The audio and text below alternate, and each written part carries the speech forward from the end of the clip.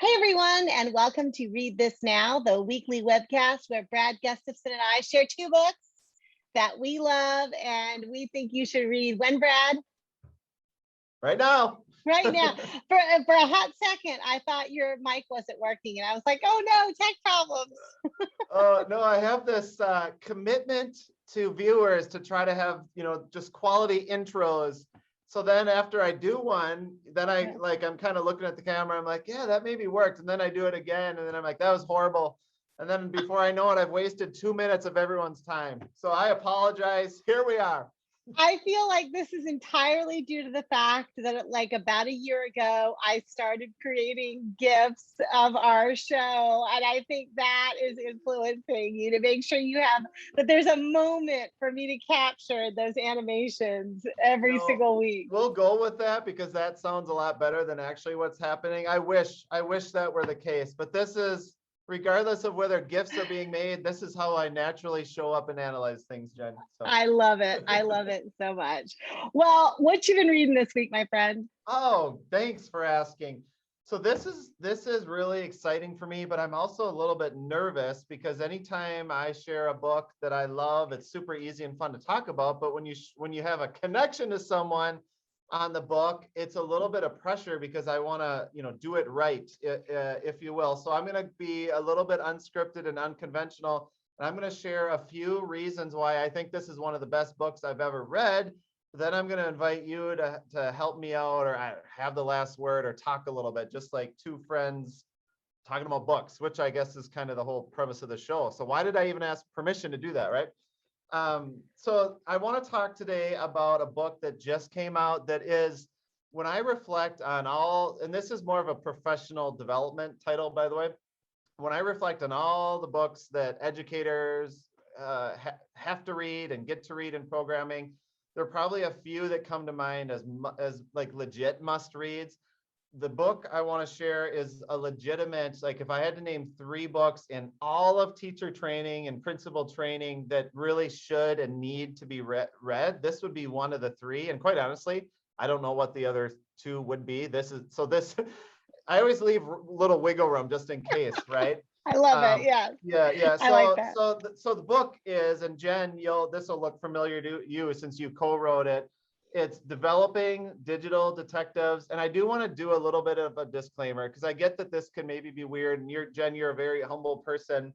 And so I apologize if I'm making you feel uncomfortable.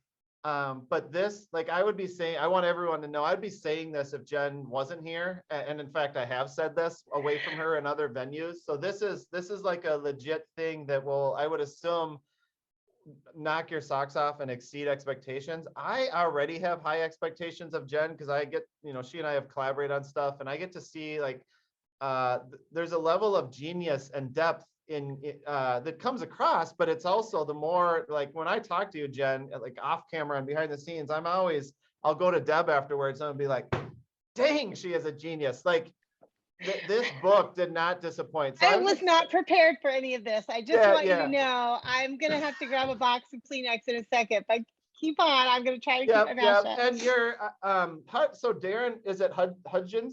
Hudgins, yes. Hudgins, okay, Darren. So to give him his due credit, because this really is a fantastic book. He's the co-author, and I have kind of my top 3 reasons, but I also want to, like I said, pass the mic at the end of this thing. So here's the 3 reasons that I legit think this should be a top 3 book, like a must read for anyone going into education.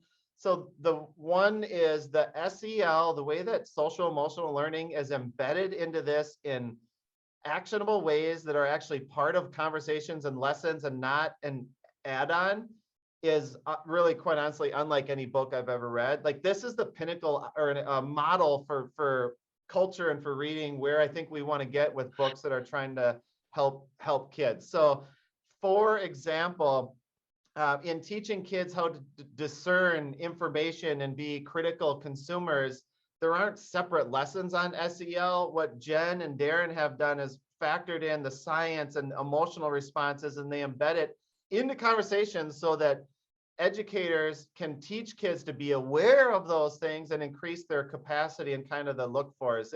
I know that I'm not explaining it at the level that it's written here, but trust me, like when you read this, because you really do need to read it, you will see exactly what I'm talking about. It's a cut above the rest. The second reason is has there ever been a time that human beings need as much discernment as possible when we're consuming information? I don't think there has, in part because of the amount of information we all have access to. Two, the fact that we don't know who and where it's coming from a lot of times. Three, because even when it's coming from kind of sort of reputable people, sometimes there's half information, misinformation, just different nuances. Who is teaching principals and educators how to navigate this, let alone how to teach kids how to navigate this torrent of information? The answer is this book does, and it does it. I have the tingles in the back of my head thing. It does it like nothing I've ever read. And then the third reason that I'm wanted to share this with you is typical to what I've come to expect from Jenn. It's not just the book, although the book is gold. It is the interactive like compendium of resources and the website that comes complete with like interactive case files, not that are just going to be good and full of great teaching, but that kids and I think educators are going to clamor for because they're so interesting and like sticky and user friendly. So this is one of those shows where I could go on forever. And then afterwards I would kick myself. I'm like, Brad, you were sitting with one of the co-authors and you said you were going to let her talk and you didn't let her talk. So Jenn, those are my three reasons why honestly people probably should read this right now. Usually we kind of mean after the show when we say that, but actually I'm thinking you should probably go on to Amazon or eBay or walk down to your local bookstore and get it right now. Like we're actually serious about this one. What nuances, Jenn, would you add, and kind of what would you hope that people are talking and saying about this book? Well, first of all, I in all transparency, we never planned this show. Our 3.5 viewers know that. That's one of the hallmarks is that we're totally flying by the seat of our pants every week. But Brad did text me like about 10 minutes before the show and say, hey, I'm going to do this. So I've been like awkwardly waiting for this and not sure how I would react. And now that it's happened, I'm still not sure. But other than to say thank you. I didn't want to have an awkward moment. So I wanted at least kind of your permission, like, hey, can I do this? So yeah. I appreciate it. Okay. And I'm so humbled by everything you said. Thank you so much. I think the thing I want people to know most about this book for me, and I try not to speak for Darren, but I often do anyway. And I think I could speak for him in this instance as well, is that neither of us thought that this would be the work that we would be doing. Like, I think we both thought our professional passions would lead us in another direction. Like, for me, I've always been so passionate about helping kids become readers. I mean, that's why you and I do this show, Brad. You know, like that's always been my professional passion. And for Darren, who was a history teacher and a CTE teacher, I think he is really passionate about helping kids become like self-empowered thinkers, you know, like to be able to solve complex problems. I don't think either of us ever thought information literacy would be the place that our work would take us. And I mention that because we've devoted the last, over half a decade now to this work. And it's because we think it's the most important thing we can be doing right now. All of these other things are important to us, and people who are pursuing other things, I know that their work is important too. But for us, we feel like as human beings, we face these monumental problems right now, and the one thing that all of those problems have in common is that they're all fueled by misdis and malinformation. So if we don't get a handle on that, I don't think we have much chance of being able to get a handle on some of the big problems we face as a species. So I get emotional when I think about it. And what I want educators to feel after reading our book is that they have some concrete ways to do it, because I think a lot of educators recognize this is a problem, and a lot of people tell them, hey, this is a thing you should be teaching and doing, but I hadn't found a resource yet that really showed people how. And so that's what we wanted to do. We think of the book as like a cookbook with all the recipes in it, and then the website that you mentioned, the Evidence Locker, as the pantry with all the stuff to help you make those recipes, right? And so we wanted to give teachers a complete package. And it's not perfect like anything, and we think it'll grow and be better over time. But I really hope educators feel like they can start tomorrow. That's what I really hope more than anything. Oh, and mission accomplished there. So on a rating scale, I mean, that's solid 10 out of 10, no hesitation, but I'm trying to say that not in a cliche way. Like this book on the what's that? On the curve, we're way over, like in the 99.9th percentile. I mean, that's really what I'm holding right here. And I mean every word of that. I do want to say I gotta hit a couple other cool things. The cool thing is that I'm missing so much is people are gonna read it. They're gonna be like, Brad said this was important and amazing, and it will be. It won't disappoint. But then they'll see more. They're like, why didn't he mention this? Why didn't he mention this?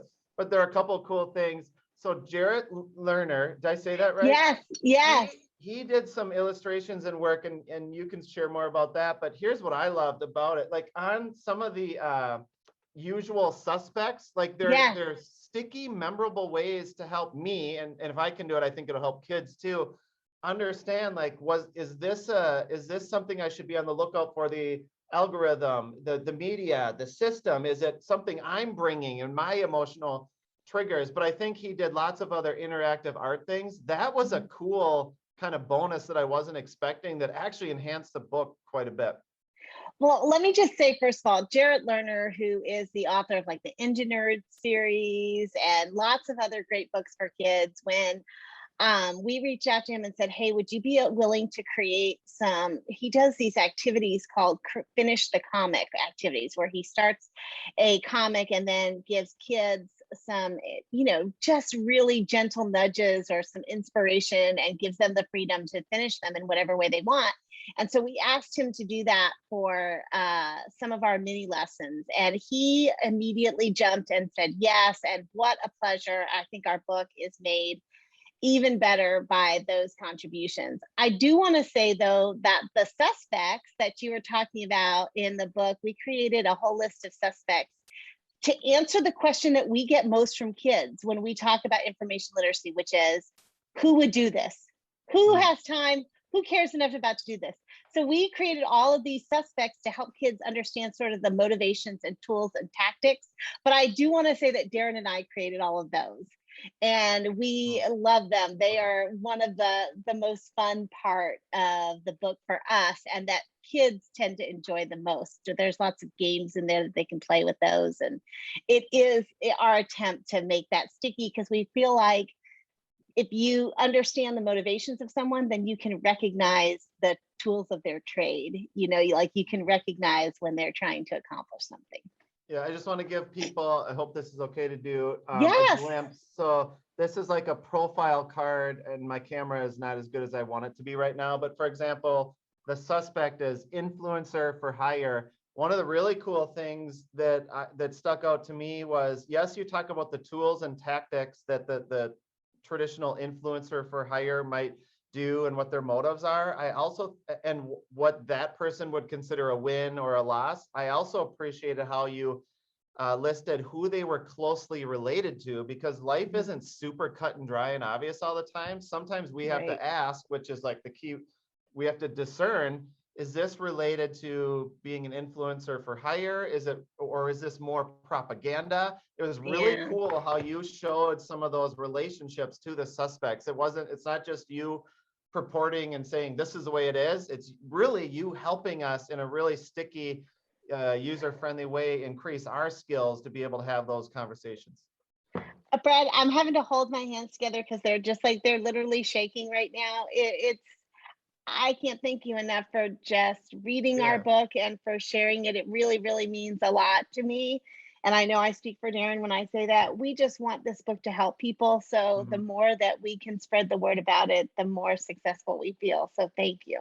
Fantastic. So I think in traditional show fashion, because I don't want to sell you short, we usually say like, read this now. And this time it's like super emphatic, right?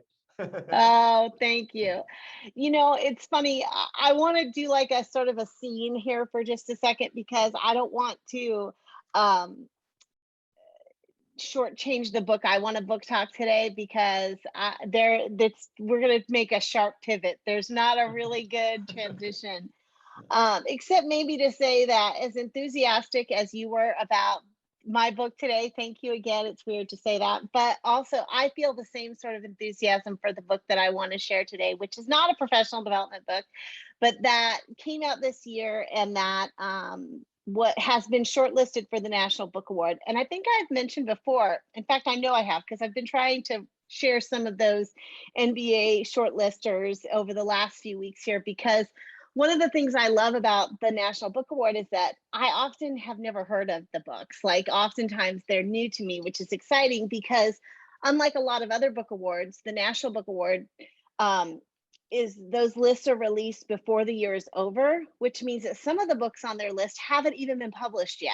The people who are reviewing them get advance copies, right? And so that doesn't apply to this book, but it's just one of the fun things that I love about this particular award. The book that I'm going to share, I actually read a while back, probably over the summer. I got it as an ARC and I read it over the summer, and it was one of those where I was like, oh, this is great. I have to remember to say it, share it, and then forget. You know what I mean? Like other things happen.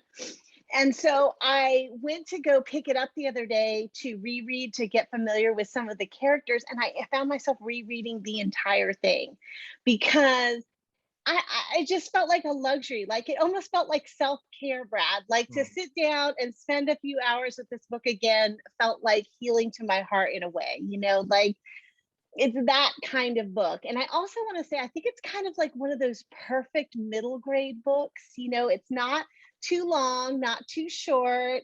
It's, you know, a proper chapter book for our kids who want, you know, to reach that summit in reading, but it's not like a monumental 700 pager.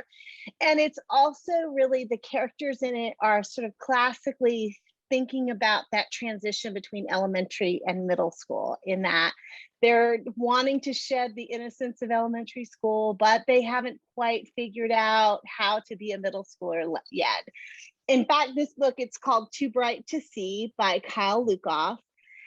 It actually takes place in the summer between 5th and 6th grade. And the main character's name is Bug.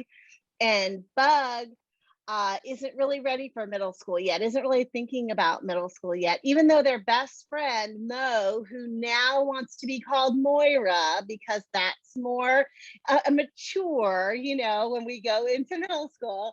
Moira seems totally prepared for middle school, and things are changing in their friendship. Now, instead of just wanting to hang out as they've always done, Moira wants to go to the mall and go shopping. Moira wants to do like manicures and things like that. And Bug has no interest in these things. Bug just wants things to stay the same. One of the other big changes that's happened in Bug's life is that their uncle Roderick recently died. Uncle Roderick lived with Bug and with Bug's mom, a really close member of their family, but also kind of like Bug's closest confidant, right? They shared a zillion things in common. One of the things that they shared that nobody else seemed to be a part of was that they both believed that their house was haunted and that there were ghosts living in their house. Now, Bug's mom dismissed all this as silliness, but Bug and Uncle Roderick were completely convinced of that. And Uncle Roderick sort of reassured Bug that, you know, ghosts are incapable of harming human beings, that they're just looking for something maybe that they left behind or wanting to visit, you know, get some energy from people, but they're not there to harm anyone.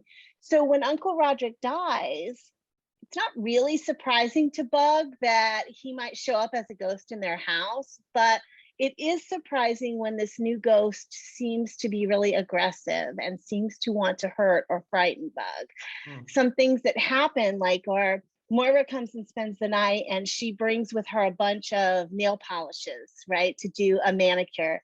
And in the middle of the night while they're sleeping, when they wake up, they find that all the nail polishes have been smashed on the floor. Like, that's a really aggressive, scary thing, right? Another thing that happens is that Bug starts seeing, when they look in the mirror or Bug catches their reflection in a window, say, the face that Bug sees back isn't really their own. It's a face that feels scary to them and like not one that they recognize. These are all things that seem hurtful, and Bug can't understand why Uncle Roderick would want to do that, right? So at this point, you can tell that Kyle Lukoff, the author, used to be a librarian, because Bug, of course, goes to the library in search of answers. And there they find that there are some types of ghosts that some people think can be aggressive because they're trying to send a message or to share a secret that they didn't get to share when they were alive. And so Bug sort of goes on this search to figure out what Uncle Roderick's secret might have been. In the process, though, and I'm trying so hard not to give any spoilers away, what we begin to realize is that maybe it's Bug who has the secret. And maybe it's Bug who's trying to send a message to other people. And some of these things are happening aren't really Uncle Roderick at all. And I'm going to leave it at that because I want to keep the mystery just a little bit. But I love this book so much. And I want to say this one last thing, Brad, because I know you're going to understand this, right? You and I are huge fans of the TV show Schitt's Creek, right? You and I have talked about that show many times. And we have lots of conversations about folding in the cheese and all of that. And one of the things I know I've shared with you is that one of the reasons I really love that show so much is because it's a world, a fictional world in which bigotry, homophobia, etc., doesn't exist.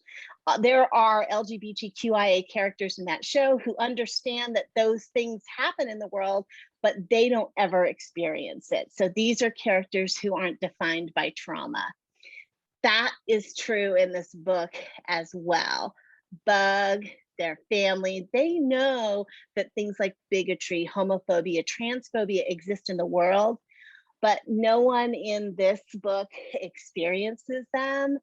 And I feel like that is an important step in publishing, where we have books that maybe are about those experiences, the LGBTQI experiences, but that aren't wrapped up in trauma, like aren't about people questioning their identity or things like that. It's more just about the universal experiences that all kids have. So I loved it so much. I can see why it's shortlisted for the National Book Award. It's called Too Bright to See, and it's by Kyle Lukoff, and I think you should read it right now. Thank you, Jen. Thank you. Fascinating. And I love talking about books. I love book talking and just like analyzing how people talk about books, because it's just this, I don't know, love language or something. Yeah. The way that was like cliffhanger university there, the way you masterfully just glided the car up to the edge of the cliff. We were ready to go. We were ready to take the plunge with you. And then you stopped and we're like, no, we want to see. We keep going. So, no, you have to read the book. That's what the show is. Read this now, not get all the spoilers right now. That was awesome. Thank you, Jen. Thank you for a fun show this week. I appreciate it. Mwah. And thank you to our 3.5 viewers. If they want to see the rest of our shows or the book list that we've been curating for, almost 3.5 years, Brad, where can they go? Definitely. I thought everyone knew this, but I'll say it again. bit.ly/read_this_now for lots of incredible books. Yay. We'll see you next week, friends. Until then, happy reading. Take care.